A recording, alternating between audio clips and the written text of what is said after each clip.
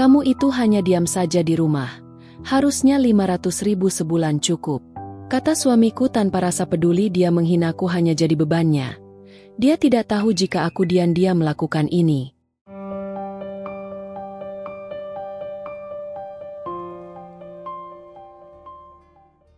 Dunia terasa sangat sempurna bagi Anindya.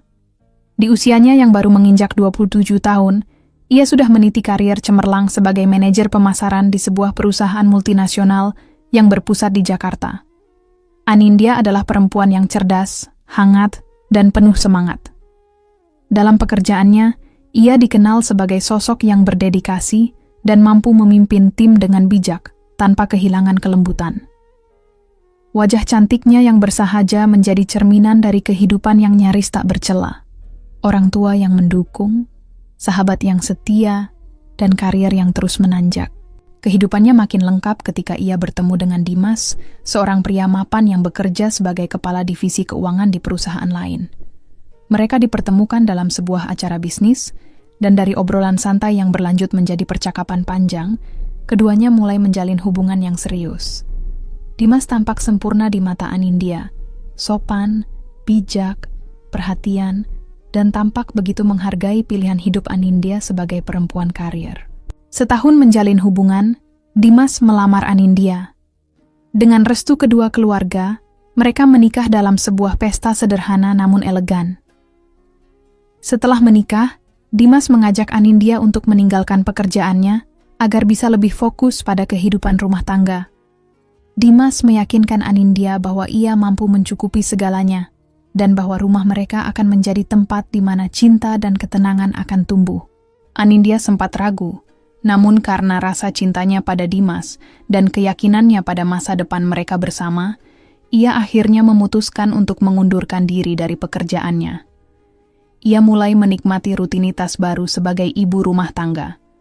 Hari-harinya diisi dengan merawat rumah, memasak untuk suaminya, membaca buku-buku yang dulu tertunda, dan mengikuti kelas memasak serta kerajinan tangan di lingkungannya. Setiap malam Dimas akan pulang dan memeluk Anindya dengan hangat. Mereka duduk bersama sambil menonton acara TV kesukaan mereka, dan Dimas tak pernah lupa memuji masakan Anindya yang semakin hari semakin lezat. Tak lama kemudian, doa-doa mereka dijawab. Anindya hamil.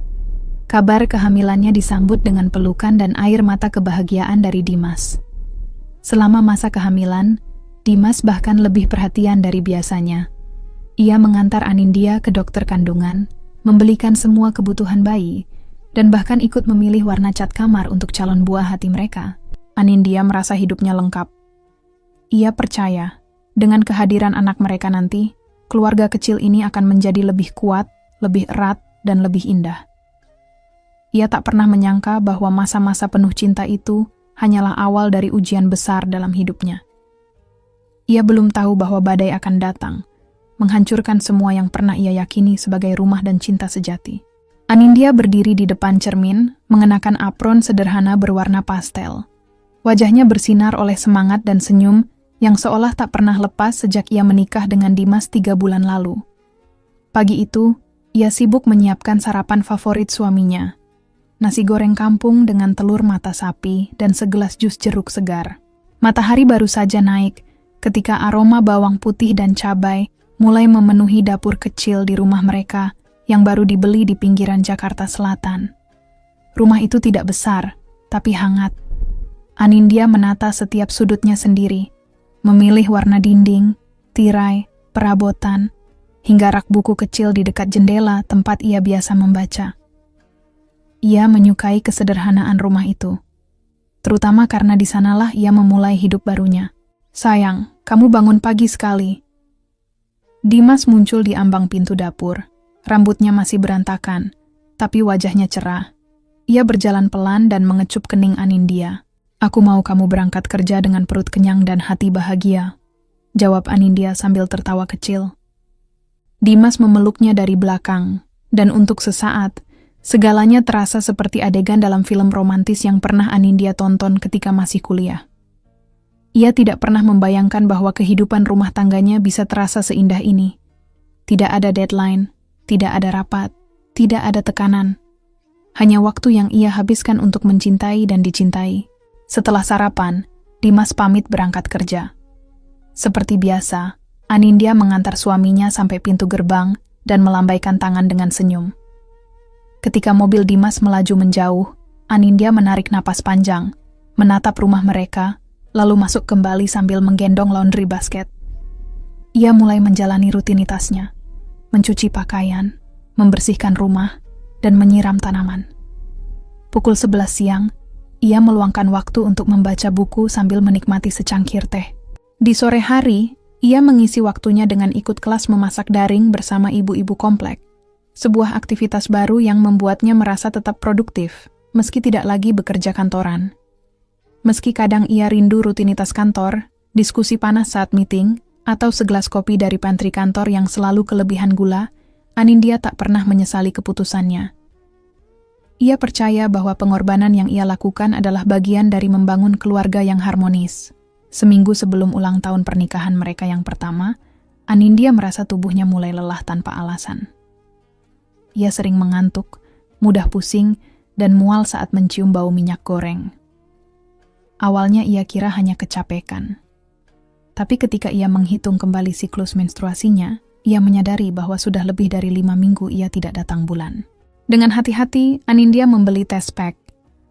Ia tak berani berharap terlalu tinggi, tapi ketika 2 garis merah muncul dengan jelas, air mata menetes begitu saja.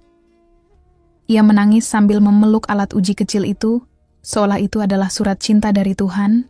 Malam harinya, ia menyiapkan makan malam spesial. Ayam panggang madu, salad segar, dan puding coklat. Ia menyalakan lilin di meja makan dan menanti Dimas pulang. Saat suaminya masuk ke rumah, Anindya menyambutnya dengan pelukan panjang. Ia meletakkan test pack yang dibungkus pita merah kecil di atas meja makan. Dimas menatapnya bingung, lalu membuka bungkusnya perlahan. Sesaat, ia terdiam. Kemudian senyum lebar merekah di wajahnya. Ia tertawa kecil, lalu memeluk Anindya erat-erat. "Kita akan jadi orang tua?" Bisiknya nyaris tak terdengar, penuh emosi. Anindya mengangguk sambil menangis. Dimas mengangkatnya dan memutar tubuhnya pelan, seperti di adegan film. Adegan yang selalu Anindya impikan sejak kecil. Hari-hari berlalu seperti mimpi. Anindya melewati masa kehamilan dengan penuh kasih. Dimas mendadak menjadi sangat protektif. Ia melarang Anindya menyentuh pekerjaan rumah, bahkan seringkali memasak sendiri. Ia mengantar Anindya ke semua pemeriksaan kandungan, rajin membaca buku-buku parenting, dan membanjiri rumah dengan perlengkapan bayi. Anindya merasa menjadi perempuan paling beruntung di dunia. Hidupnya penuh, cintanya dipenuhi. Dan sekarang, ia tengah mengandung buah cinta mereka. Ia membayangkan masa depan, di mana mereka bertiga akan duduk di taman, tertawa bersama, dan membacakan buku dongeng setiap malam sebelum tidur. Bayi mereka lahir 9 bulan kemudian, tepat di penghujung Desember. Seorang bayi laki-laki mungil dengan mata bulat besar dan tangisan nyaring. Mereka memberinya nama Arka, yang berarti cahaya atau sinar. Dimas menangis ketika pertama kali menggendong putranya. Ia berjanji pada Anindya, dan juga pada Arka yang masih merah, bahwa ia akan menjadi ayah terbaik. Anindya percaya janji itu. Ia yakin, dengan lahirnya Arka, rumah mereka akan dipenuhi cinta yang tak akan pernah pudar. Tak ada yang bisa menebak bahwa di balik awal yang penuh cinta, tersembunyi benih-benih keretakan yang perlahan tumbuh. Tapi hari itu belum tiba. Hari itu masih jauh. Untuk saat ini, Anindya masih tenggelam dalam kebahagiaan yang ia anggap abadi. Ia tak pernah menyangka bahwa sinar yang kini menerangi hidupnya kelak akan redup. Bukan karena kehilangan, tapi karena dikhianati oleh orang yang paling ia percaya. Namun malam itu, sambil menyusui Arka di bawah sinar lampu tidur yang temaram, Anindya hanya tahu satu hal. Ia mencintai keluarganya sepenuh hati, dan ia akan melakukan apapun untuk mempertahankannya. Hari-hari setelah kelahiran Arka seharusnya menjadi momen terindah dalam kehidupan Anindya. Ia telah mempersiapkan diri untuk menjadi seorang ibu. Ia membaca buku-buku parenting, menonton berbagai seminar daring tentang menyusui dan pola tidur bayi, dan membangun rutinitas harian untuk mendampingi pertumbuhan Arka. Tapi satu hal yang tidak pernah ia bayangkan adalah betapa kesepiannya menjadi seorang ibu rumah tangga penuh waktu. Dimas, yang dulu begitu penuh perhatian saat masa kehamilan, perlahan berubah. Semula Anindya berpikir itu hanya karena kelelahan. Dimas sering pulang larut malam dengan alasan pekerjaan menumpuk. Tak lagi membawakan bunga atau makanan kesukaan Anindya seperti dulu. Bahkan, pelukannya mulai jarang. Ciuman di dahi pun mulai terasa seperti rutinitas yang dilakukan tanpa makna. "Aku capek, Nin. Tolong jangan ganggu dulu. Arka kan udah tidur. Kenapa kamu masih bangunin aku jam segini?" Suara Dimas terdengar datar suatu malam, ketika Anindya membangunkannya karena Arka demam tinggi. Anindya tidak menjawab. Ia hanya memeluk tubuh mungil Arka sambil mengompres dahi anaknya. Air mata jatuh begitu saja. Bukan karena kesal pada Dimas, tapi karena hatinya mulai diliputi ketakutan. Jangan-jangan, semuanya tak akan sama lagi. Awalnya, Dimas masih memberikan uang bulanan yang cukup. Ia mengatur keuangan rumah tangga dengan nominal yang stabil, tapi seiring waktu, semuanya berubah. Suatu pagi, saat Anindya hendak mencatat pengeluaran bulanan dan melihat dompetnya kosong, Dimas berkata sambil lalu, "Aku udah transfer 500.000 ke rekening kamu. Harusnya cukup sampai akhir bulan." Anindya terdiam. Biasanya, ia menerima setidaknya 3 juta sebulan untuk kebutuhan rumah tangga. 500.000? Untuk popok, susu, kebutuhan dapur, dan tagihan listrik? Ia mencoba bicara dengan tenang. "Mas, 500.000 kayaknya nggak cukup. Arka lagi butuh susu khusus karena alerginya, belum lagi..." Namun belum selesai kalimatnya, Dimas langsung memotong tajam. "Kamu itu kerjaannya di rumah doang, ngurus anak dan masak. Masa uang segitu nggak cukup? Kamu harus belajar ngatur dong. Gimana mau jadi istri bijak kalau kayak gini terus?" Kalimat itu seperti cambuk yang menyayat harga diri Anindya.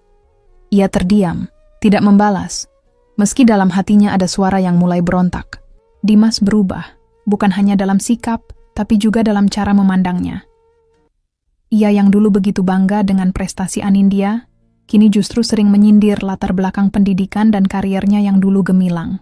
"Percuma lulusan S2, kerja di perusahaan besar, kalau akhirnya cuma jadi ibu rumah tangga yang minta-minta duit tiap bulan," kata Dimas suatu malam saat Anindya mengusulkan untuk ikut pelatihan daring yang memerlukan biaya. Anindya mulai menyadari bahwa cinta bisa berubah, bahwa perhatian bisa memudar, dan bahwa seseorang yang dulu begitu mengaguminya bisa berubah menjadi orang asing dalam sekejap. Namun ia masih mencoba bertahan. Ia percaya pernikahan butuh perjuangan. Ia berpikir mungkin Dimas hanya tertekan oleh pekerjaan. Ia mencoba menahan rasa sakit demi Arka, demi keluarga yang telah mereka bangun bersama.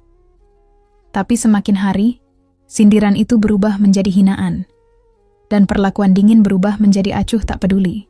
Ketika Arka mulai belajar merangkak, Dimas bahkan tidak ada di rumah. Ketika Arka memanggil Ma untuk pertama kalinya, Dimas hanya melirik sambil memainkan ponsel. Anindya mulai menjalani peran ganda, ibu yang harus kuat dan istri yang harus sabar. Tapi ia tahu, lama-lama dirinya bisa runtuh.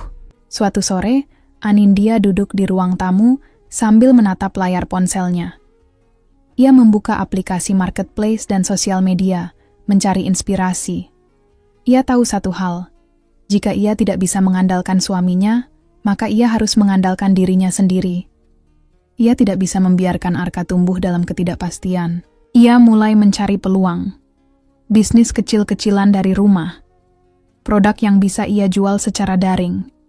Ia mencoba membuat hampers makanan bayi homemade, lalu menjualnya secara terbatas ke lingkaran pertemanannya.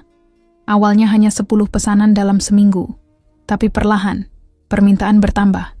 Ia menyisihkan sedikit demi sedikit uang dari hasil penjualan untuk membeli bahan baku, membuat logo brand sendiri, dan mempelajari strategi pemasaran digital. Di saat Dimas makin tak peduli, Anindya justru menemukan kembali semangat yang dulu membawanya ke puncak karier. Bedanya, kini ia bukan hanya bekerja demi prestasi, tapi demi bertahan hidup.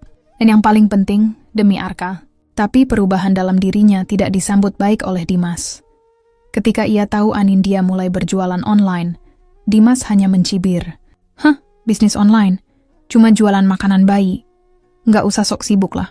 Kamu pikir kamu bisa jadi sukses lagi cuma dari dapur? Namun Anindya tidak membalas. Ia hanya menunduk, tapi di dalam hatinya, suara yang dulu hilang kini mulai bangkit. Ia tahu Dimas salah. Ia tahu dirinya lebih dari sekadar ibu rumah tangga. Hari demi hari, bisnis kecil itu mulai tumbuh. Ia membuka pre-order 2 kali seminggu. Mengelola media sosial bisnisnya sendiri. Bahkan mulai dilirik oleh influencer parenting lokal. Ia mulai menghasilkan lebih dari yang Dimas beri setiap bulan. Tapi tetap saja, ia menyimpan penghasilan itu diam-diam. Karena ia tahu, waktu akan menunjukkan siapa yang benar-benar bertahan, dan siapa yang hanya mengandalkan topeng cinta. Waktu berjalan, namun tidak semua luka bisa sembuh hanya dengan berlalunya hari. Anindya masih menjalani kehidupannya seperti biasa, membangunkan Dimas di pagi hari, menyiapkan sarapan, menyuapi Arka, mencuci pakaian, memasak makan siang, lalu bekerja diam-diam saat anaknya tertidur. Hari-harinya seperti roda berputar, penuh rutinitas yang melelahkan secara fisik dan mengikis secara batin. Dimas semakin jarang pulang tepat waktu. Malam-malam ia habiskan di luar rumah, beralasan ada urusan kantor yang mendesak, lembur, atau meeting mendadak. Kadang ia pulang lewat tengah malam, kadang bahkan tak pulang sama sekali, dan hanya memberi kabar lewat pesan singkat yang dingin dan formal. Jangan tunggu aku, banyak kerjaan. Aku nginap di kantor, capek. Arka udah makan, jangan rewel terus. Pesan-pesan itu menghantam hati Anindya seperti tamparan halus yang menyakitkan. Tak ada lagi sapa mesra, tak ada lagi panggilan sayang, tak ada lagi tanya kabar. Hanya sisa-sisa formalitas yang membuktikan bahwa Dimas masih berstatus sebagai suami. Anindya mulai terbiasa menangis dalam diam. Di kamar mandi, di tengah malam saat Arka tidur, atau ketika mencuci piring dengan air yang menyamarkan air matanya. Ia menyimpan semua dalam dada, amarah, kecewa, lelah, takut. Tapi ia tidak menyerah. Belum. Yang tak pernah ia mengerti adalah bagaimana cinta yang dulu tumbuh begitu indah kini berubah menjadi beban. Dulu, ia meninggalkan pekerjaannya demi Dimas, demi rumah tangga mereka. Ia mengorbankan karier yang telah ia bangun selama bertahun-tahun. Kini, ketika ia tak lagi punya penghasilan tetap, Dimas malah memperlakukannya seperti beban hidup. Lihat kamu sekarang, sindir Dimas suatu malam, saat Anindya meminta tambahan uang untuk membeli kebutuhan Arka. Cuma bisa minta uang. Katanya dulu hebat banget di kantor. Sekarang apa? Nyuruh-nyuruh orang beli makanan bayi. Kecil banget mimpinya. Anindya terdiam. Ia memeluk Arka erat-erat, menatap wajah anaknya yang tertidur dengan damai. Dalam hati, ia berbisik, "Gak apa-apa nak, mama kuat karena kamu." Bisnis kecil Anindya mulai tumbuh lebih cepat. Ia membuka pesanan tidak hanya untuk area sekitarnya, tetapi mulai menerima pengiriman ke kota-kota besar lain. Ia bahkan membuat blog parenting kecil yang berisi tips, resep makanan bayi, dan pengalamannya menjadi ibu rumah tangga. Respons pembaca sangat baik, dan perlahan-lahan akun Instagram bisnisnya mulai ramai. Dalam diam, ia mulai menghasilkan lebih dari cukup untuk kebutuhan sehari-hari. Namun ia tetap tidak mengungkapkan penghasilannya pada Dimas. Bukan karena ia ingin menyembunyikannya, tapi karena Dimas tak pernah peduli. Ia tahu, jika ia memberitahu bahwa ia sudah mandiri, Dimas hanya akan meremehkan atau bahkan menganggapnya saingan. Dan benar saja, ketika Dimas mulai mencium kesuksesan kecil Anindya, bukannya bangga, ia justru mengejek. "Kamu serius mau terus jualan makanan bayi? Kapan kamu bisa beli mobil atau rumah dari bisnis receh kayak gitu?" Katanya sambil tertawa. Anindya tersenyum samar. Dalam hati ia tahu, suatu hari, ia akan membuktikan bahwa bisnis receh itu akan menjadi alasan dia bisa berdiri lebih tinggi dari yang pernah ia bayangkan. Semakin hari, hubungan mereka seperti dua orang asing yang tinggal serumah. Dimas tak lagi menyentuhnya. Ia bahkan tak pernah mengajak bicara kecuali menyuruh atau mengomentari sesuatu. Ia sibuk dengan ponselnya, sering terlihat tertawa sambil membalas pesan, namun selalu mengunci layar ketika Anindya mendekat. Anindya curiga, tentu saja. Tapi ia menahan diri untuk tidak menjadi istri cemburuan. Ia tak ingin merusak harga dirinya sendiri dengan memeriksa ponsel suaminya atau menuduh tanpa bukti. Namun kecurigaan itu terus menggerogoti pikirannya. Pada suatu pagi, saat Anindya sedang mengantar Arka ke taman bermain dekat sekolah, ia tak sengaja mendengar obrolan dua ibu-ibu yang sedang menunggu anak mereka. Salah satu dari mereka menyebut nama Dimas. Dimas? Iya, yang kerja di PT Surya Kencana kan?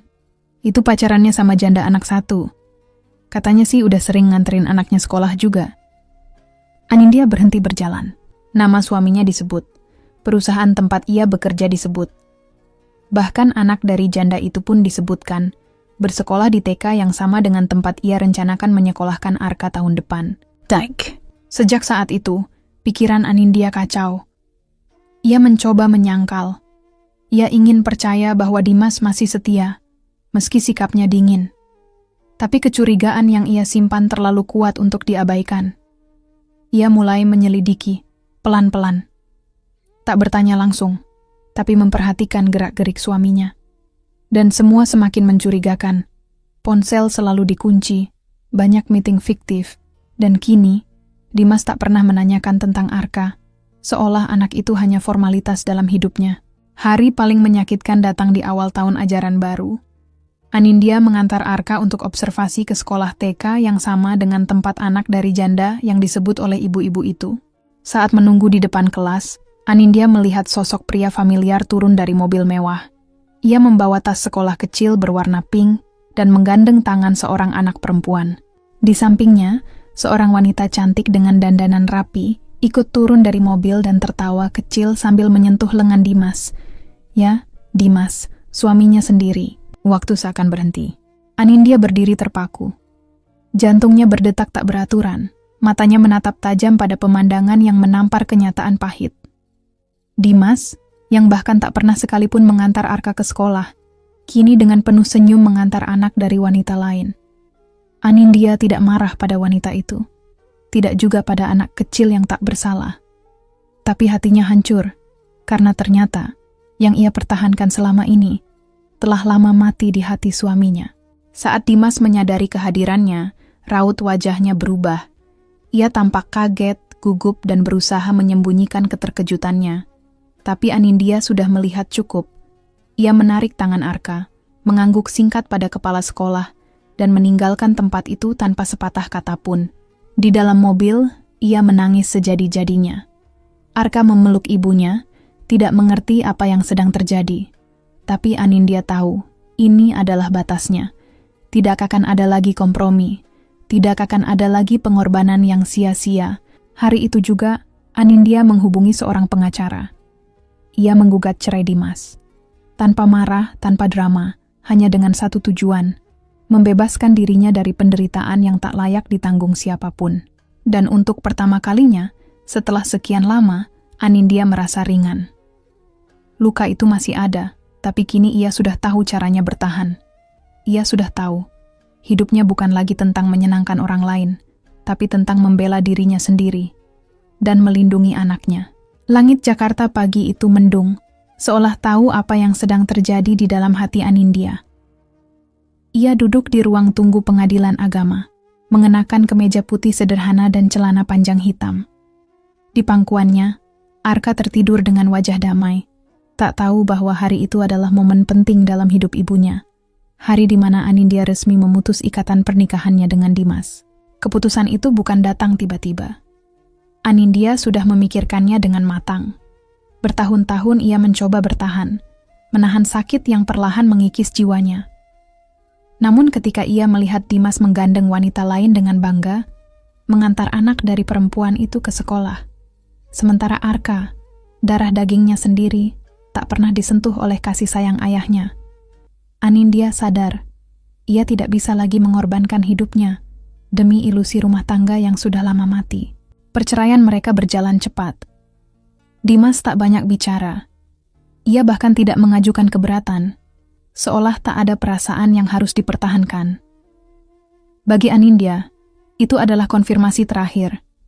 Cinta itu memang telah habis. Yang tersisa hanya luka dan kekecewaan. Keluar dari gedung pengadilan, Anindya menatap langit abu-abu. Tangannya menggenggam tangan kecil Arka, yang kini menjadi satu-satunya alasannya untuk tetap berdiri tegak. Ia menghela napas panjang. Tak ada tangis, tak ada amarah. Hanya keteguhan yang perlahan tumbuh dari luka yang telah cukup lama berdarah. Ia bukan istri Dimas lagi, tapi ia tetap ibu dari Arka. Dan itu cukup. Hari-hari setelah perceraian tidak mudah. Status sebagai ibu tunggal membawa stigma yang tak terlihat namun terasa. Beberapa tetangga mulai membicarakan dirinya, menatap dengan tatapan iba atau menghakimi. Beberapa teman lama menghilang perlahan, seolah perceraian adalah penyakit yang bisa menular. Tapi Anindya tidak peduli. Ia tidak punya waktu untuk menyenangkan semua orang. Yang ia pikirkan hanyalah bagaimana membesarkan Arka sebaik mungkin. Bisnis online-nya kini menjadi satu-satunya sumber penghasilan. Ia mulai serius mengembangkan merek produknya. Ia mencari mentor, ikut pelatihan digital marketing, bahkan menghubungi investor lokal untuk memperbesar produksinya. Ia juga menyewa seorang asisten untuk membantunya mengurus pesanan dan pengemasan, karena ia sadar, ia tidak bisa melakukan segalanya sendiri. Setiap malam, ketika Arka tertidur, Anindya bekerja. Ia menulis konten blog, menjawab pesan pelanggan, mendesain kemasan baru, atau mengurus pembukuan. Lelah? Tentu. Tapi kali ini, semua lelah itu terasa bermakna. Karena ia tahu, semua perjuangannya bukan untuk membuktikan sesuatu pada Dimas atau dunia, tapi untuk memberikan kehidupan yang layak bagi anaknya. Dan sedikit demi sedikit, hasilnya mulai terlihat. Dalam waktu 6 bulan, bisnisnya berkembang pesat. Ia berhasil menjalin kerja sama dengan beberapa toko perlengkapan bayi besar dan memasarkan produknya melalui e-commerce ternama. Ia juga mendapatkan tawaran untuk menjadi narasumber dalam beberapa webinar parenting. Nama Anindya perlahan dikenal di komunitas ibu muda dan pelaku UMKM. Namun, di balik semua pencapaian itu, ia tetap menjaga satu hal, kerendahan hati. Ia tidak memamerkan kesuksesannya. Ia tahu, perjuangannya belum selesai. Suatu malam Arka terbangun karena mimpi buruk. Anindya segera datang ke kamarnya, memeluknya dan menenangkan tangisannya. "Mama, kenapa papa nggak pernah kesini lagi?" Tanya Arka dengan mata merah. Suaranya pelan tapi menghantam hati Anindya seperti ribuan jarum. Anindya terdiam sejenak. Ingin rasanya ia mengatakan kebenaran, bahwa ayahnya lebih memilih anak dari wanita lain. Tapi ia tahu, itu bukan jawaban yang tepat untuk anak seusia Arka. "Papa sibuk, Nak. Tapi Mama di sini, selalu. Mama sayang kamu banget," jawabnya sambil mencium kening Arka. Arka memeluk ibunya erat-erat. Dan dalam pelukan itu, Anindya menyadari sesuatu. Ia memang kehilangan suami, tapi ia tidak pernah kehilangan cinta. Karena cinta itu kini tumbuh subur dalam diri anaknya. Beberapa bulan kemudian, sebuah kesempatan besar datang. Seorang investor dari perusahaan modal Ventura tertarik untuk bekerja sama dengannya. Ia diundang ke sebuah presentasi bisnis, di mana ia harus memaparkan rencana ekspansi produk dan strateginya dalam 3 tahun ke depan. Anindya gugup, tentu saja. Ini adalah panggung yang selama ini hanya ia impikan, tapi ia juga siap. Ia berdiri di depan ruangan penuh profesional, mengenakan setelan sederhana, namun elegan. Ia mempresentasikan bisnisnya dengan penuh percaya diri, membagikan kisah perjalanannya sebagai ibu tunggal yang membangun usaha dari nol, mengatur waktu antara menjadi ibu dan pengusaha, serta visi jangka panjang untuk menciptakan produk ramah anak yang bisa menjangkau seluruh Indonesia. Dan di akhir presentasi, tepuk tangan menggema. Anindya mendapatkan pendanaan. Bukan hanya itu, ia juga mendapatkan kepercayaan untuk memimpin divisi pengembangan produk dari perusahaan besar. Perusahaan yang tak lain adalah tempat Dimas bekerja selama ini. Kehidupan seringkali berputar dengan cara yang tak terduga. Dari wanita yang dulu dihina karena tak punya penghasilan, kini Anindya menjadi pemilik saham mayoritas dari perusahaan tempat mantan suaminya bekerja. Ia tidak mencarinya, tapi kehidupan, dengan caranya sendiri, menyerahkan kunci kekuatan itu kepadanya. Sebagai bentuk keadilan yang datang terlambat tapi tepat sasaran. Suatu pagi, Anindya datang ke kantor pusat perusahaan tempat Dimas bekerja. Ia berdiri di depan lobi megah yang dulu hanya ia lihat dari jauh. Hari itu, ia hadir bukan sebagai istri yang ditinggalkan, tapi sebagai pemilik baru. Beberapa pegawai menyapanya dengan hormat, belum tahu bahwa perempuan berpenampilan elegan dan bersahaja itu adalah pemegang kekuasaan tertinggi di struktur kepemimpinan perusahaan yang selama ini dikuasai segelintir nama besar. Dalam rapat pertama, Anindya meminta data laporan keuangan. Ia mulai menyelidiki semua aktivitas internal, dan nama Dimas muncul berkali-kali dalam laporan penyalahgunaan dana dan manipulasi anggaran. Bukti demi bukti dikumpulkan oleh tim audit yang ia bentuk khusus. Dan ketika waktunya tiba, Anindya memanggil Dimas ke ruang direksi. Pria itu masuk dengan wajah bingung. Belum tahu bahwa sosok yang akan duduk di kursi pimpinan hari itu adalah mantan istrinya. Perempuan yang dulu ia rendahkan, hina, dan tinggalkan. Ruang direksi pagi itu senyap. Aroma kopi dan parfum mahal bercampur dalam ruangan berarsitektur modern yang dilengkapi layar besar, meja panjang dari kayu jati, dan deretan kursi eksekutif. Di ujung meja, Anindya duduk anggun dengan setelan blazer biru tua. Wajahnya tenang, tapi sorot matanya tegas. Seorang wanita yang tak lagi gentar menghadapi siapapun, termasuk pria yang dulu pernah menghancurkannya. Dimas masuk dengan langkah ragu.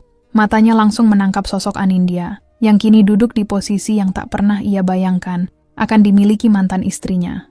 Ia menatap tak percaya. "Anindya," ucapnya pelan, nyaris seperti gumaman.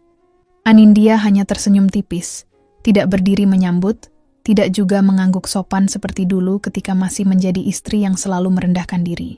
"Silakan duduk, Pak Dimas," ucapnya dingin, formal, profesional. Dimas duduk perlahan. Tangannya berkeringat, pikirannya kacau. Ia mencoba merangkai nalar. Bagaimana bisa Anindya, yang dulu ia rendahkan sebagai beban, kini duduk di kursi pemilik saham mayoritas perusahaan tempat ia bekerja selama lebih dari 1 dekade. "Maaf, aku nggak ngerti. Kamu sekarang pemilik perusahaan ini?" Tanyanya sambil tertawa kecil, seperti ingin memastikan bahwa ini hanya mimpi buruk yang sebentar lagi akan berakhir. "Ya," jawab Anindya singkat. 3 bulan lalu aku membeli mayoritas saham perusahaan ini dari grup investor sebelumnya. Sekarang, aku sedang menata ulang struktur manajemen dan mengevaluasi kinerja tiap divisi, termasuk divisi Anda." Nada Anda terdengar seperti pukulan telak bagi Dimas. Anindya menggeser sebuah map ke arahnya. Isinya, laporan hasil audit internal. Setebal hampir 200 halaman. Tertulis jelas di sana penyalahgunaan dana operasional, markup proyek fiktif, bahkan aliran dana masuk ke rekening pribadi milik Dimas. "Apa maksud semua ini?" Dimas panik. "Ini fitnah, nggak mungkin aku..."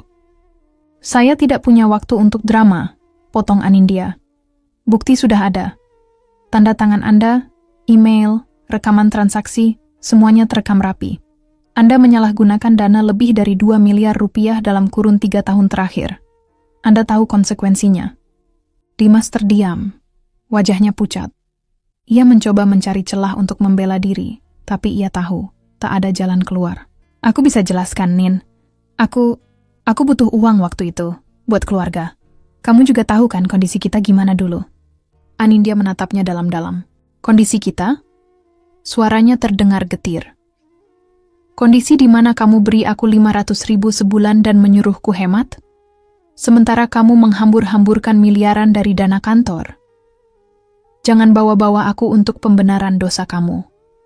Dimas menunduk. Untuk pertama kalinya ia benar-benar bungkam. Anindya berdiri, meletakkan dokumen pemecatan di meja. "Mulai hari ini, kamu dipecat secara tidak hormat. Semua hak karyawan dicabut. Perusahaan juga akan menempuh jalur hukum untuk menindaklanjuti kasus penggelapan ini. Tapi karena aku tidak ingin Arka tahu ayahnya di penjara, aku beri kamu 1 kesempatan. Kembalikan semua dana yang kamu gelapkan dalam 2 minggu. Kalau tidak, aku pastikan polisi yang mengetuk pintu rumahmu." Dimas terperangah. Ia ingin marah, ingin memaki. Tapi yang ia hadapi bukan lagi Anindya yang dulu. Bukan perempuan lemah yang menangis karena tidak diberi uang cukup. Bukan istri yang menunggu di rumah tanpa kepastian. Yang berdiri di depannya kini adalah pengusaha sukses, ibu tangguh, dan wanita yang memegang kendali atas hidupnya. Ia mencoba tersenyum pahit. Kamu berubah." Anindya menatapnya datar. "Aku tidak berubah. Aku hanya berhenti menjadi bodoh." Hari itu menjadi titik balik terbesar bagi Anindya. Ia menyelesaikan 1 persatu konflik lama yang dulu terus menggerogoti hidupnya. Ia tidak hanya memecat Dimas, tapi juga merombak sistem internal perusahaan, membuka lapangan kerja baru, dan merekrut lebih banyak perempuan sebagai pemimpin divisi, bukan sebagai bentuk balas dendam, tapi karena ia tahu banyak perempuan di luar sana yang punya potensi besar, namun sering terpinggirkan. Di luar itu, kehidupan pribadinya juga semakin membaik. Arka tumbuh menjadi anak yang ceria dan cerdas. Mereka sering menghabiskan waktu bersama, bermain di taman, membuat kue bersama, atau sekadar membaca buku cerita sebelum tidur. Di malam hari, ketika semuanya tenang, Anindya kadang masih menangis, bukan karena luka, tapi karena rasa syukur. Ia pernah hancur, tapi ia memilih bangkit. Ia pernah diremehkan, tapi ia membuktikan. Ia pernah ditinggalkan, tapi ia tidak pernah meninggalkan dirinya sendiri. 1 tahun setelah perceraiannya, saat Anindya dan Arka sedang makan malam di restoran kecil favorit mereka, seorang pria masuk ke restoran dengan wajah yang jauh dari gagah seperti dulu. Rambut Dimas kini berantakan, matanya sembab, pakaiannya lusuh. Ia berjalan ke arah mereka dengan langkah berat. Arka langsung memeluk Anindya erat-erat, merasa tidak nyaman. Dimas berdiri di depan mereka, lalu berkata, "Pelan, Nin, aku minta maaf. Aku salah. Aku kehilangan semuanya. Hidupku berantakan. Aku cuma pengen kita balik lagi. Demi Arka, demi kita." Anindya menatapnya. Lama, tenang, penuh pertimbangan. Dulu mungkin ia akan terombang-ambing oleh kalimat seperti itu. Tapi tidak sekarang. Kamu minta maaf karena kamu kehilangan semuanya, bukan karena kamu benar-benar menyesal. Jawabnya lembut tapi tegas. Tapi, tidak ada tapi. Kamu membuat pilihanmu, dan aku sudah lama membuat pilihanku. Aku memilih untuk tidak kembali ke luka yang sama. Dimas terdiam. Ia tahu, tak ada ruang lagi untuknya di hidup Anindya. Ia melangkah pergi, perlahan, membawa kesedihannya sendiri. Arka menatap ibunya. "Mama sedih?" Anindya tersenyum, lalu mengelus kepala Arka. "Enggak, Nak. Mama cuma bersyukur. Karena dari semua yang hilang, Mama masih punya kamu." Dan itulah kemenangan sejati Anindya. Bukan hanya kekayaan, bukan hanya perusahaan, tapi karena ia berhasil bertahan, tanpa kehilangan dirinya sendiri. Matahari pagi menyelinap perlahan melalui tirai jendela kamar, memandikan ruangan dengan cahaya hangat keemasan. Di balik jendela besar itu, terlihat pemandangan taman kecil yang tertata rapi, penuh bunga warna-warni dan ayunan mungil tempat Arka sering duduk sambil membaca buku atau sekadar menatap langit. Anindya berdiri di dapur, mengenakan piyama satin lembut, rambutnya diikat sederhana. Ia sedang menyeduh teh hijau sambil sesekali menatap anaknya yang masih tertidur di sofa dengan buku cerita menutupi dada. Kehangatan pagi itu bukan sekadar dari sinar matahari, tetapi juga dari kedamaian yang kini mengisi rumah mungil mereka. Sudah lebih dari 1 tahun sejak hari ia menggugat cerai Dimas. Banyak yang berubah sejak itu, tapi satu hal tetap sama. Cintanya pada Arka dan tekadnya untuk menjalani hidup dengan bermartabat. Bisnisnya kini bukan lagi sekadar online shop rumahan. Ami Bites, merek produk makanan sehat bayi yang ia dirikan, kini telah memiliki tim sendiri, gudang produksi, bahkan sedang dalam proses ekspansi ke luar negeri. Beberapa bulan lalu, ia menerima penghargaan sebagai pengusaha UMKM perempuan terinspiratif dari Kementerian Koperasi dan UMKM. Wajahnya sempat menghiasi media cetak dan online. Namun yang tak diketahui publik adalah kebahagiaan yang kini ia rasakan bukan berasal dari pengakuan atau kekayaan, melainkan dari ketenangan yang datang setelah ia memutuskan untuk memilih dirinya sendiri, untuk tidak lagi tinggal di dalam hubungan yang menyakitkan. Setelah semua luka, ternyata benar. Bahagia bukan milik mereka yang tak pernah terluka, tapi milik mereka yang tetap memilih bangkit meski patah berulang kali. Sore itu, Anindya menghadiri undangan menjadi pembicara di acara Women Rise Together, sebuah konferensi tahunan yang menghadirkan perempuan inspiratif dari berbagai latar belakang. Di atas panggung sederhana, di depan ratusan pasang mata, ia membagikan kisah hidupnya. Ia tak menyembunyikan bagian pahitnya. Ia bercerita tentang kehilangan pekerjaan karena tuntutan suami, dihina karena tak berpenghasilan, dijatuhkan dengan kata-kata yang menyakitkan, hingga akhirnya ditinggalkan untuk wanita lain. Tapi hari ini, saya berdiri di sini bukan sebagai korban, katanya dengan suara lantang namun lembut. Saya berdiri sebagai seseorang yang menyelamatkan dirinya sendiri. Kita perempuan seringkali diminta sabar, diminta bertahan, bahkan diminta lupa atas luka yang kita rasakan. Tapi tidak ada kemuliaan dalam membiarkan diri kita disakiti terus-menerus. Tidak ada dosa dalam mencintai diri sendiri dan memilih pergi dari hubungan yang beracun. Tepuk tangan bergema memenuhi ruangan. Beberapa penonton bahkan terlihat menangis. Usai acara, banyak peserta yang menghampiri Anindya. Mereka mengucapkan terima kasih, memeluknya, bercerita bahwa mereka mengalami hal yang sama. Anindya mendengarkan satu persatu. Ia tahu, malam itu bukan hanya tentang dirinya, tapi tentang semua perempuan yang selama ini disuruh diam, disuruh kuat, disuruh tunduk. Bahkan saat hatinya sendiri sudah porak-poranda. Dan malam itu Anindya menulis di jurnal pribadinya, "Hari ini, aku merasa seperti rumah.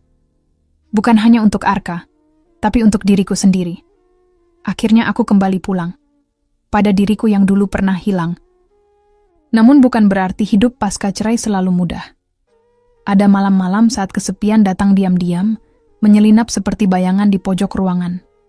Ada pagi-pagi di mana ia masih menangis di kamar mandi, terutama ketika melihat Arka menatap teman-temannya yang diantar oleh ayah mereka. Kadang Arka bertanya, "Kenapa papa nggak pernah datang?" Dan Anindya hanya bisa menjawab, "Karena papa sedang belajar untuk jadi lebih baik." Ia tidak ingin Arka tumbuh dengan membenci ayahnya. Seburuk apapun Dimas padanya, Arka tetap berhak mencintai ayahnya.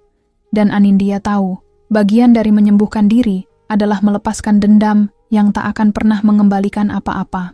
Suatu hari, Arka pulang dari sekolah dan menunjukkan gambar keluarga yang ia buat di kelas. Ada dirinya, ada Anindya, dan ada sosok laki-laki berdiri agak jauh. Saat Anindya bertanya, Arka menjawab polos, "Itu papa. Aku gambar dia jauh, soalnya dia nggak di rumah. Tapi mama tetap di tengah." Anindya menangis malam itu. Tapi kali ini, bukan karena sedih, melainkan karena bangga karena berhasil memberi Arka rumah yang aman, walau tanpa ayah di dalamnya. Rumah yang penuh cinta, walau dengan satu orang tua. Beberapa bulan kemudian, sebuah kabar mengejutkan datang. Dimas terlibat kasus hukum. Dana yang dulu tak ia kembalikan ke perusahaan akhirnya membawanya ke jalur pidana. Ia divonis bersalah dalam pengadilan, meskipun hukuman ditangguhkan karena pembayaran ganti rugi dari penjualan aset pribadi. Rumahnya dijual, mobil mewahnya dilelang. Perempuan yang dulu ia banggakan kini meninggalkannya juga. Suatu sore Dimas datang ke rumah Anindya, bukan dengan mobil, bukan dengan pakaian mahal, tapi dengan wajah lelah dan tubuh kurus. "Aku cuma ingin lihat Arka, sekali saja," katanya. Anindya memandangnya dalam diam. Luka itu tak sepenuhnya hilang, tapi ia tak lagi marah. Ia membiarkan Dimas bertemu Arka sebentar. Arka memeluk ayahnya, bingung, namun tetap ramah. Setelah itu Dimas duduk di beranda. "Kamu kuat banget, Nin. Aku baru tahu. Kamu sehebat ini. Maaf karena aku dulu nggak bisa lihat itu." Anindya menghela napas. "Kamu tidak melihat karena kamu memilih buta. Tapi sekarang aku sudah bukan perempuan yang sama." Dimas menunduk, lalu berkata pelan, "Kalau waktu bisa diputar, sayangnya waktu cuma jalan ke depan," potong Anindya. Dimas mengangguk, lalu pergi. Dan Anindya menatap punggungnya. Bukan dengan benci, bukan juga dengan harapan. Tapi dengan rasa lega karena akhirnya semua telah selesai. Malam itu, Anindya dan Arka duduk di balkon rumah, memandangi bintang. Arka tertawa karena satu bintang tampak seperti bintang jatuh. "Mama, kalau bisa minta satu permintaan, Mama mau apa?" tanya Arka ceria. Anindya menatap langit, lalu memeluk anaknya. "Mama nggak minta apa-apa. Mama udah punya semua. Kamu, hidup yang damai, dan hati yang sudah sembuh." Dan di bawah langit malam yang penuh bintang, Anindya tersenyum. Ia pernah hancur. Tapi ia membangun dirinya kembali. Bukan jadi wanita yang sama, tapi jadi versi terbaik dari dirinya yang pernah ada. Kemenangan sejati, Anindya akhirnya paham. Tidak perlu diumumkan dengan gegap gempita. Tidak perlu ditunjukkan lewat unggahan media sosial yang mewah atau pesta keberhasilan yang membanjiri lini masa. Kemenangan yang paling bermakna adalah saat seseorang mampu tidur dengan tenang, bangun tanpa rasa takut, dan menjalani hari tanpa dendam. Setelah badai bertahun-tahun, hidup Anindya telah sampai pada fase itu. Damai, tenang, penuh tujuan. Selamat pagi, Bu Anindya. Sapaan hangat itu menyambutnya tiap kali ia masuk ke kantor baru miliknya, AMI Global Ventures, sebuah perusahaan yang kini menaungi beberapa unit bisnis, mulai dari produk makanan bayi, produk kesehatan, hingga pelatihan kewirausahaan bagi ibu rumah tangga. Anindya menyambut semua dengan senyum ramah, sesekali berhenti untuk menyapa 1-2 staf muda yang tengah duduk di ruang kerja terbuka. Kantor itu memang ia desain bukan hanya sebagai tempat kerja, tapi sebagai rumah kedua bagi timnya. Mayoritas adalah perempuan yang pernah mengalami fase sulit seperti dirinya. Mantan korban KDRT, janda muda, ibu tunggal, hingga korban pemutusan kerja sepihak. Mereka semua Anindya tampung, latih, dan percaya. Salah satu program sosial yang ia buat bernama Asanba, Kita Bangkit Bersama, sebuah inisiatif yang memberdayakan perempuan dari latar belakang rentan untuk membangun usaha kecil. Anindya tidak hanya memberi modal, tapi juga pelatihan keterampilan, mentoring bisnis, dan bahkan pendampingan psikologis. Karena aku tahu, katanya dalam salah satu wawancara, sakit paling besar bukan kekurangan uang, tapi saat kamu merasa tidak ada satupun yang percaya kamu bisa bangkit. Dan itu yang ingin aku ubah. Suatu sore, ia menjadi narasumber dalam pelatihan kewirausahaan bagi ibu-ibu di sebuah kawasan padat penduduk di Jakarta Timur. Ruangan itu penuh sesak oleh puluhan wanita. Ada yang membawa anak, ada yang membawa dagangan, semua duduk di kursi plastik dengan tatapan penuh harap. Anindya berdiri di depan, tidak dengan pakaian formal, tapi dengan batik sederhana dan sepatu datar. Ia membawa senyum, bukan gengsi. Ia berbagi kisah dengan jujur, dari awal menikah, berhenti kerja karena diminta suami, dikecilkan, dihina, bahkan dikhianati. Tapi ia tidak menceritakannya sebagai drama, melainkan sebagai titik balik. Saat suami saya memberi saya uang 500.000 sebulan, saya pernah merasa hina. Tapi sekarang, saya sadar, justru dari uang itu saya belajar bagaimana caranya bertahan. Dan dari bertahan saya tumbuh, katanya sambil menatap mata-mata yang mulai berkaca-kaca. Salah satu peserta bertanya, "Bu, apa ibu nggak pernah takut gagal waktu mulai bisnis?" Anindya tersenyum. Takut itu pasti, tapi lebih menakutkan lagi kalau saya terus diam dan berharap hidup berubah tanpa saya bergerak. Jadi saya memilih takut sambil jalan. Ruang itu hening kemudian pecah oleh tepuk tangan. Di rumah, kehidupan Anindya dan Arka berjalan stabil. Arka kini duduk di bangku SD kelas 2, aktif dan cerdas.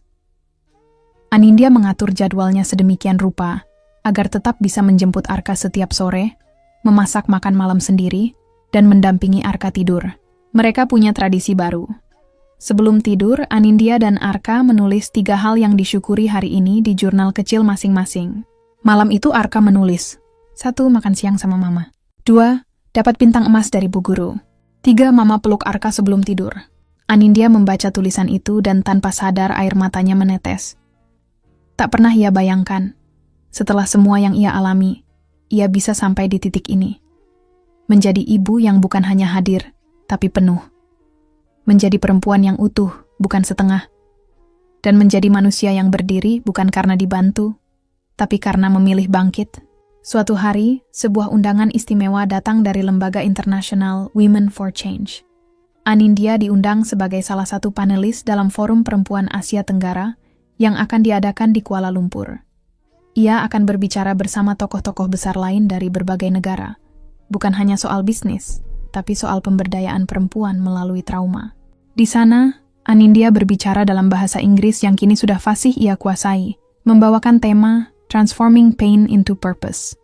Ia bercerita tentang luka sebagai bahan bakar, tentang bagaimana rasa hancur bisa jadi awal dari kebangkitan, dan bagaimana perempuan punya hak untuk meninggalkan hubungan yang melukai, bukan karena mereka egois, tapi karena mereka manusia. Para hadirin berdiri dan memberi tepuk tangan panjang. Di antara mereka, beberapa orang datang menghampirinya, menyebutnya inspirasi. Tapi Anindya tidak merasa lebih hebat dari yang lain. "Saya bukan inspirasi," katanya kepada salah satu peserta. "Saya hanya seseorang yang memutuskan untuk tidak berhenti di tengah jalan." Malam sepulang dari forum itu, Anindya berdiri di balkon hotel, memandangi langit Kuala Lumpur yang penuh lampu. Ia menyalakan musik pelan, lalu membuka jurnal digital di ponselnya. Ia menulis, "Dulu aku menangis karena kehilangan orang yang tidak menghargai keberadaanku.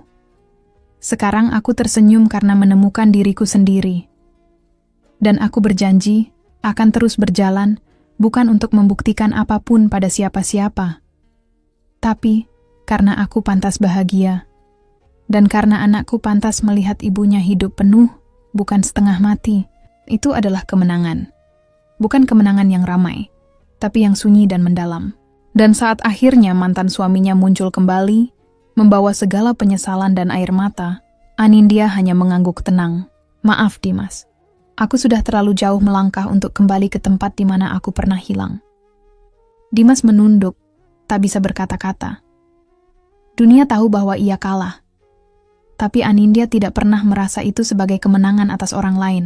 Kemenangan terbesarnya adalah ia memilih dirinya. Ia membesarkan anaknya dengan cinta. Ia membantu perempuan lain bangkit. Dan ia hidup dengan tenang, tanpa harus meneriakkan apapun kepada dunia. Langit sore Kuala Lumpur berwarna jingga lembut saat Anindya menutup laptopnya setelah sesi terakhir konferensi internasional Women for Change. Meski lelah, hatinya dipenuhi rasa puas dan semangat baru. Kegiatan selama beberapa hari ini membuka matanya bahwa perjalanan pemberdayaan perempuan bukan hanya soal ekonomi dan bisnis, tetapi juga soal keberanian memeluk diri sendiri dengan segala kekuatan dan kelemahannya. Sepulang ke Jakarta, Anindya langsung disambut oleh Arka dengan pelukan hangat. Anak kecil itu tumbuh menjadi remaja yang ceria dan penuh rasa ingin tahu. Kehidupan mereka berdua kini berjalan rapi, penuh keseimbangan antara kerja dan waktu keluarga. Namun, di balik kesuksesan dan aktivitas sosialnya yang padat, Anindya mulai menyadari sebuah kebutuhan baru, ruang untuk mencintai dan dicintai dengan cara yang berbeda. Setelah semua luka masa lalu dan pergulatan batin, ia ingin membuka hati lagi, bukan karena sepi, tetapi karena kesadaran akan pentingnya kebahagiaan utuh yang juga lahir dari hubungan yang sehat dan saling menghargai. Suatu sore di sebuah acara amal yang diadakan di hotel bergengsi di Jakarta Selatan, Anindya bertemu dengan Arya, seorang pria yang aktif di bidang pengembangan sosial dan juga pebisnis sukses. Pertemuan mereka terjadi secara tak sengaja saat keduanya berdiri bersebelahan di meja prasmanan. Arya menyapa dengan hangat. "Bu Anindya, saya sering membaca tentang kiprah ibu di media. Sangat menginspirasi." Anindya tersenyum. "Terima kasih, Pak Arya. Saya juga mendengar banyak tentang kegiatan Bapak di komunitas pengembangan anak." Percakapan pun mengalir dengan alami. Tidak ada basa-basi berlebihan, hanya dua orang yang saling menghargai dan terbuka. Seiring waktu, mereka mulai bertemu lebih sering untuk diskusi bisnis, kolaborasi sosial, dan tak jarang juga hanya sekadar ngopi santai membicarakan hal-hal sederhana tentang kehidupan dan mimpi. Pada awalnya, Anindya merasa ada sesuatu yang berbeda dari hubungan ini. Arya tidak pernah menuntut lebih dari apa yang bisa diberikannya. Ia menghargai ruang dan waktu Anindya sebagai ibu dan pebisnis. Tidak ada rasa cemburu, tidak ada tekanan. Hanya saling dukung dan memahami. Hal itu membuat Anindya mulai membuka lembar baru dalam hatinya, yang selama bertahun-tahun terkunci rapat karena luka dan ketakutan. Namun perjalanan membuka hati tidak selalu mulus. Ada saat-saat Anindya merasakan keraguan yang dalam, bertanya-tanya apakah ia siap menerima cinta baru. Apakah ia pantas bahagia tanpa bayang-bayang masa lalu yang kelam? Pada suatu malam, saat Anindya duduk di ruang tamu sambil membaca buku, ia teringat bagaimana dulu ia pernah merasa tak berdaya, terkungkung dalam penindasan yang merusak jiwa. Tiba-tiba ponselnya bergetar, sebuah pesan masuk dari Arya. "Tidak perlu terburu-buru, aku di sini kapanpun kamu butuh." Kalimat sederhana itu membuat Anindya tersenyum, dan perlahan membuka hatinya lebih lebar. Sementara itu, bisnis AMI Global Ventures terus berkembang pesat.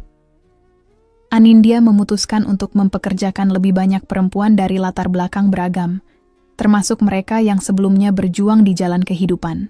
Ia meluncurkan program baru, Kekuatan Perempuan Indonesia, sebuah pelatihan intensif yang tidak hanya fokus pada aspek bisnis, tetapi juga pengembangan diri dan kesehatan mental. Anindya percaya bahwa perempuan yang kuat adalah perempuan yang utuh, bukan hanya secara finansial, tetapi juga secara emosional dan spiritual. Di tengah kesibukannya, Anindya juga mulai menulis buku, biografi, dan perjalanan hidupnya sebagai bentuk dokumentasi dan inspirasi bagi perempuan muda. Buku itu laris di pasaran dan mendapat banyak pujian dari kritikus maupun pembaca umum. Dalam bukunya ia menulis, "Aku belajar bahwa untuk mencintai orang lain, aku harus mencintai diriku sendiri terlebih dahulu. Untuk membangun keluarga yang bahagia, aku harus membangun dirinya yang utuh. Aku bukan perempuan yang kalah. Aku adalah perempuan yang memilih untuk menang dengan caraku sendiri." Anindya dan Arya duduk bersama di sebuah taman kecil.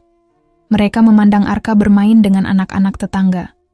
Anindya merasakan kebahagiaan sederhana yang dulu tak pernah ia bayangkan. Hidup yang dipenuhi dengan cinta, kerja keras, dan kebebasan menjadi dirinya sendiri. "Terima kasih sudah membuatku percaya lagi bahwa cinta bisa indah," kata Anindya pada Arya. Arya menggenggam tangan Anindya erat. "Aku juga berterima kasih pada kamu, karena telah mengajarkanku arti kesabaran dan kekuatan." Mereka saling tersenyum, menyadari bahwa ini bukan akhir, tapi awal baru. Awal dari babak kehidupan yang penuh harapan dan kebahagiaan. Hidup adalah tentang keseimbangan. Begitu kata Anindya kepada dirinya sendiri, setiap kali merasa jenuh, lelah, atau ragu. Setelah tahun-tahun panjang penuh luka dan perjuangan, kini ia menghadapi tantangan baru. Tantangan yang tak kalah besar, tapi berbeda. Menjaga api semangat dan cinta agar tetap menyala dalam kehidupan yang makin kompleks. Pagi itu, sinar matahari menerobos lewat jendela kantor AMI Global Ventures, menerangi ruangan luas yang dipenuhi dengan aktivitas. Karyawan berlalu lalang, beberapa sedang rapat, yang lain sibuk di depan komputer. Di balik meja kerjanya, Anindya menatap layar laptop yang penuh dengan laporan keuangan, strategi pemasaran, dan data pelanggan. Bisnisnya berkembang pesat. Produk-produknya mulai dikenal tidak hanya di Jakarta, tapi juga ke kota-kota besar lain di Indonesia. Permintaan meningkat, produksi harus ditingkatkan, dan staf pun bertambah. Semua itu membawa kebahagiaan sekaligus tekanan tersendiri. "Aku harus memastikan semuanya berjalan lancar," pikir Anindya. Namun, tidak bisa dipungkiri, ia juga merasa beban besar. Di sisi lain, Arka mulai memasuki usia remaja yang penuh gejolak. Tuntutan sekolah, persahabatan, dan masa depan mulai membuatnya kadang rewel, kadang sulit diatur. Suatu sore, ketika Anindya menjemput Arka dari sekolah, anaknya itu tampak murung. Saat mereka berjalan ke mobil, Arka akhirnya membuka suara. "Mama, aku takut tidak bisa ikut lomba sains minggu depan. Aku nggak yakin aku cukup pintar," kata Arka pelan. Anindya berhenti sejenak, memandang mata anaknya dengan penuh kasih. "Nak, Mama tahu kamu bisa. Mama percaya kamu punya potensi besar. Kalau kamu mau, kita belajar bareng, ya?" Arka mengangguk pelan, dan di sanalah Anindya menyadari bahwa selain mengurus bisnis, ia juga harus hadir penuh untuk Arka. Sore itu juga, Anindya menerima telepon dari Arya. Mereka sudah berencana makan malam bersama setelah beberapa minggu sibuk. Namun saat berbicara, Anindya merasa ada kegelisahan di suara Arya. "Aku harus jujur, Anin. Aku juga sedang menghadapi tekanan di kantor. Aku merasa sulit mengimbangi semuanya," kata Arya. Mendengar itu, Anindya tersenyum kecil. "Kita sama-sama belajar ya.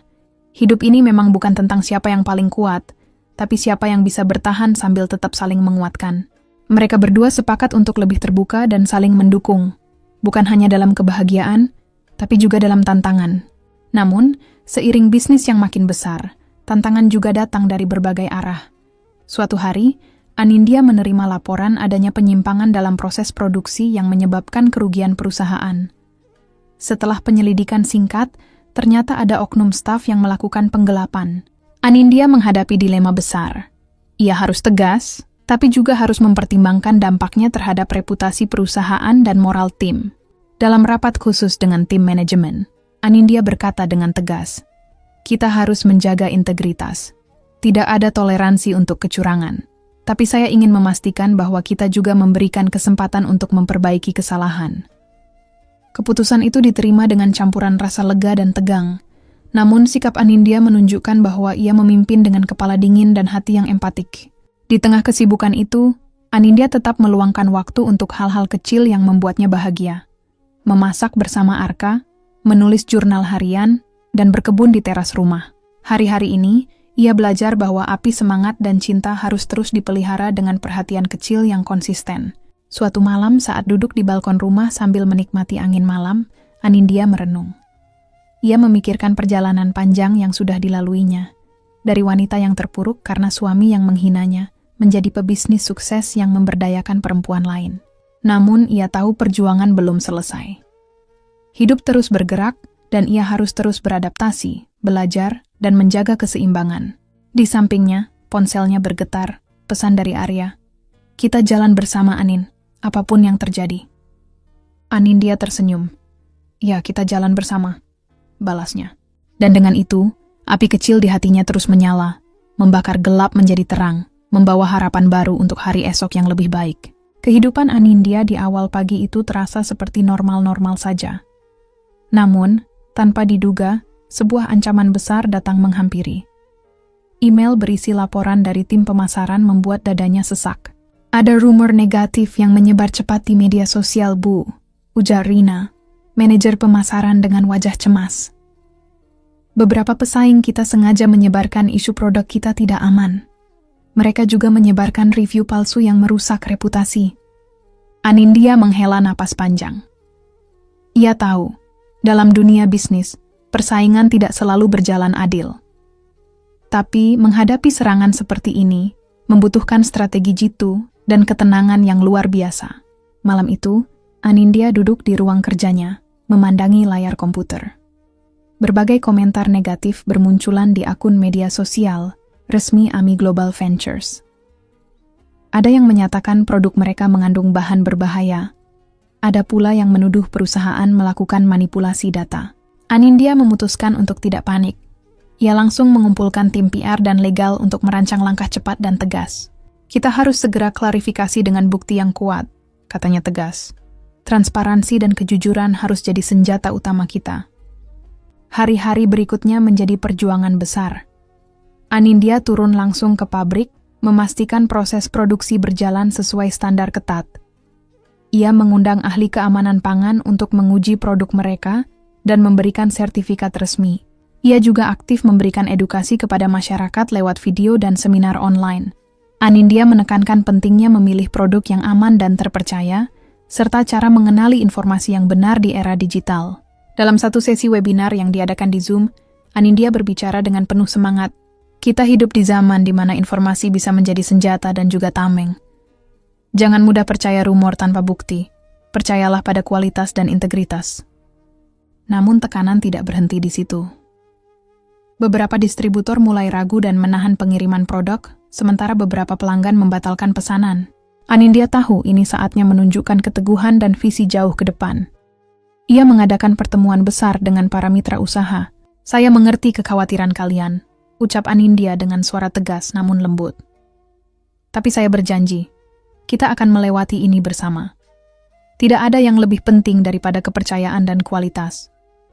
Sementara itu, tekanan juga muncul dari dalam. Seorang staf senior yang merasa tidak senang dengan kebijakan baru mulai menyebar gosip internal yang bisa memecah belah tim. Anindya menghadapi situasi itu dengan kepala dingin. Ia mengundang staf tersebut untuk bicara empat mata. Aku paham perubahan tidak selalu mudah, katanya. Tapi kita di sini bukan hanya untuk mempertahankan bisnis, tapi membangun sesuatu yang lebih besar. Aku butuh dukunganmu, bukan perpecahan. Percakapan itu berjalan panjang dan akhirnya membawa titik terang. Staf itu mengaku merasa terpinggirkan dan takut kehilangan posisi. Anindya pun memberikan ruang untuk pendapat dan berjanji akan lebih melibatkan semua anggota tim dalam pengambilan keputusan. Di tengah segala tekanan, Anindya mendapat kekuatan dari Arya dan Arka. Arya selalu hadir memberi dukungan emosional, sementara Arka dengan polosnya sering berkata, "Mama, aku bangga sama mama yang enggak pernah nyerah." Kalimat sederhana itu menjadi energi besar bagi Anindya untuk terus berjuang. Setelah 3 bulan penuh kerja keras, usaha Anindya mulai menunjukkan hasil. Sertifikat keamanan produk yang dikeluarkan lembaga independen berhasil mematahkan rumor negatif. Pelanggan mulai kembali percaya dan penjualan mulai naik. Media massa yang dulu memberitakan isu negatif mulai mengoreksi laporan mereka. Bahkan beberapa influencer mulai merekomendasikan produk AMI Global Ventures. Anindya berdiri di depan timnya dengan mata berbinar. Kita buktikan Bukan dengan menyerang balik, tapi dengan kerja keras dan integritas, kita bisa bangkit lebih kuat, katanya. Semua anggota tim bertepuk tangan, merasakan kemenangan yang tidak hanya soal bisnis, tapi soal harga diri dan kepercayaan. Namun Anindya tahu ini bukan akhir. Dunia bisnis penuh dengan tantangan dan godaan. Ia harus terus belajar dan berkembang.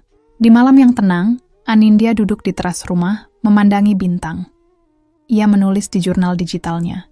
Tantangan terbesar bukan untuk menjatuhkan kita, tapi untuk menguji seberapa kuat kita bertahan. Aku memilih untuk terus berdiri, bukan hanya untuk diriku, tapi untuk semua perempuan yang percaya padaku. Dengan hati penuh harapan dan tekad, Anindya siap melangkah ke babak baru kehidupannya. Pagi itu, Jakarta diselimuti kabut tipis yang mengaburkan sinar matahari. Anindya sedang bersiap-siap untuk menghadiri rapat penting di kantor pusat AMI Global Ventures. Suasana hatinya tenang, penuh optimisme setelah melewati badai bisnis yang berat beberapa bulan terakhir. Namun, telepon di meja kerjanya bergetar. Nomor yang muncul asing, tapi anehnya membuat jantungnya berdegup kencang. Dengan ragu, Anindya mengangkatnya. "Anin, ini aku." Suara pria di ujung sana membawa getar yang sulit dijelaskan. Pria itu adalah mantan suaminya, Rendra. Setelah bertahun-tahun berlalu penuh dengan luka dan pengkhianatan, suara itu muncul kembali di telinganya dengan nada yang berbeda. Bukan penuh amarah, tapi penuh penyesalan dan harapan. "Aku ingin bicara. Kita perlu bicara tentang masa lalu, tentang anak kita, tentang semuanya," kata Rendra dengan suara serak. Anindya menutup mata sejenak, menghela napas panjang. Ia tahu pertemuan ini tak bisa dihindari, tapi juga takut akan membuka luka lama. Hari berikutnya, Anindya bertemu Rendra di sebuah kafe yang tidak terlalu ramai. Wajahnya tampak berbeda, lebih tua, dan penuh kelelahan. "Aku minta maaf, Anindya," ucap Rendra dengan tulus. "Aku telah membuat kesalahan besar. Aku telah menghancurkan banyak hal, termasuk kita dan diriku sendiri." Anindya mendengarkan tanpa menyela, membiarkan kata-katanya mengalir. "Aku ingin memperbaiki semuanya, terutama untuk Arka. Aku ingin menjadi ayah yang baik, dan kalau bisa, mungkin kita bisa memperbaiki hubungan ini," lanjut Rendra. Anindya merasa perasaan campur aduk. Di satu sisi, hatinya yang dulu terluka sulit percaya begitu saja.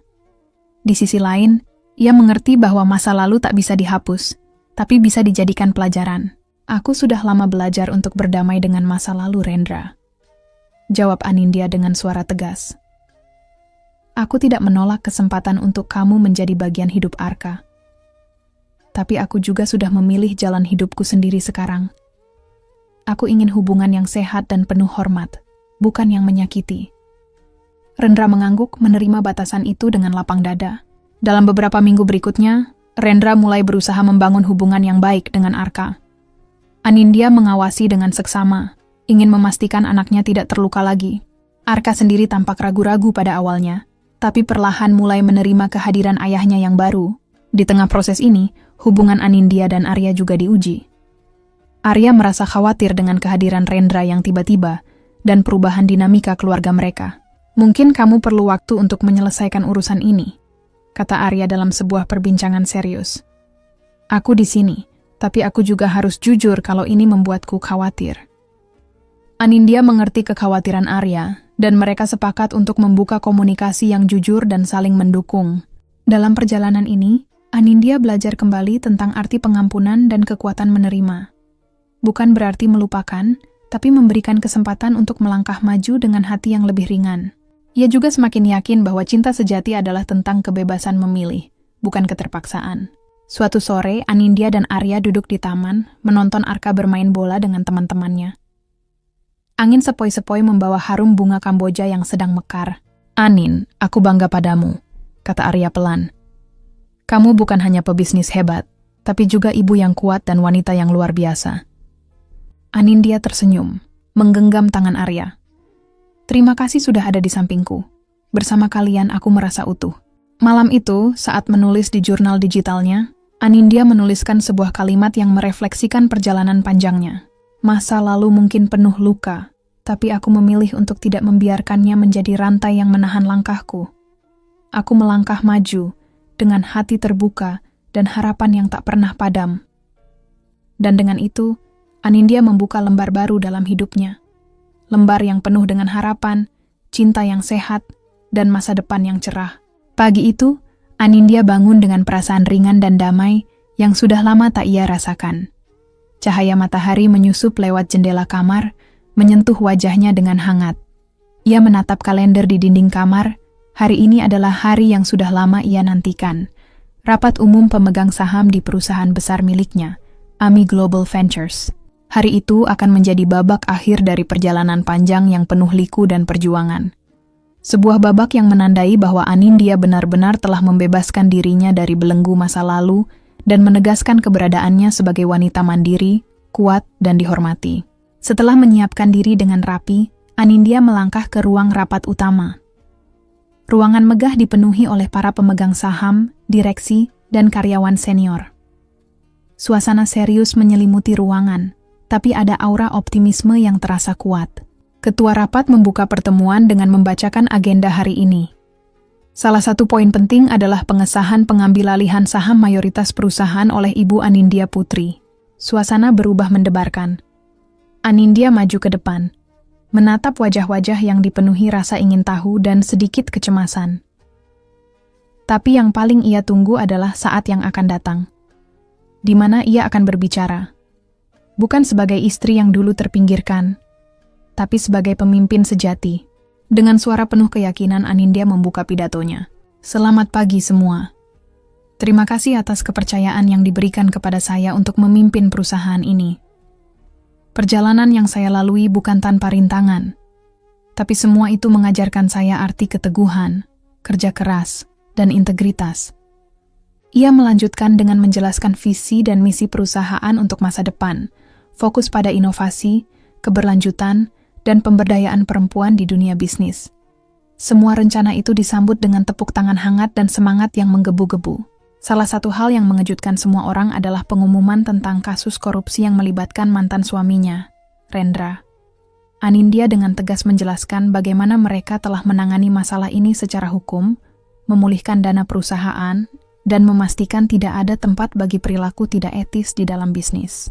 Mari kita jadikan kejadian ini sebagai pelajaran dan titik awal untuk membangun perusahaan yang lebih bersih, transparan, dan berintegritas, ujar Anindya menutup pidatonya. Setelah rapat, Anindya disambut dengan ucapan selamat dari para kolega dan mitra bisnis. Namun, hatinya tidak hanya terpenuhi oleh kesuksesan bisnis. Ada kedamaian yang datang dari dalam, dari perjalanan panjang yang telah mengajarkannya arti kebebasan sejati. Di rumah, Arya dan Arka menunggunya dengan senyum lebar. Mereka tahu hari ini adalah hari spesial. Arka memeluk ibunya erat-erat. "Mama hebat banget!" seru Arka dengan penuh bangga. Arya menatap Anindya dengan penuh cinta dan kekaguman. "Kamu sudah membuktikan semuanya, Anin. Aku bangga punya kamu." Malam itu, mereka mengadakan pesta kecil-kecilan di rumah, dihadiri teman-teman dekat dan keluarga. Suasana hangat penuh tawa, harapan dan cinta memenuhi ruangan. Namun, kebahagiaan terbesar bagi Anindya bukan datang dari harta atau jabatan, melainkan dari keberanian untuk berdiri tegak, mencintai diri sendiri, dan membuka lembaran baru tanpa bayang-bayang masa lalu. Ia menulis di jurnal digitalnya sebelum tidur, kebebasan sejati bukan hanya tentang memiliki segalanya, tapi tentang melepaskan yang menyakitkan, menerima diri dengan utuh, dan melangkah maju dengan penuh keyakinan. Aku telah menemukan kekuatanku. Aku siap menyambut hari esok dengan hati terbuka dan jiwa yang bebas. Anindya menatap langit malam dari jendela kamarnya, melihat bintang-bintang berkelip. Dalam kesunyian, ia tersenyum dan berbisik, "Ini baru permulaan." Cerita ini mengajarkan kita bahwa kekuatan sejati seorang wanita bukan hanya diukur dari status atau materi, tetapi dari keberanian untuk bangkit dari keterpurukan, menjaga harga diri, dan terus berjuang demi kebahagiaan diri sendiri, serta orang-orang yang dicintainya. Melalui perjalanan Anindya, kita belajar bahwa hidup penuh dengan ujian dan rintangan. Namun dengan keteguhan hati, kejujuran, dan kerja keras, setiap orang memiliki kesempatan untuk meraih kebahagiaan dan kesuksesan.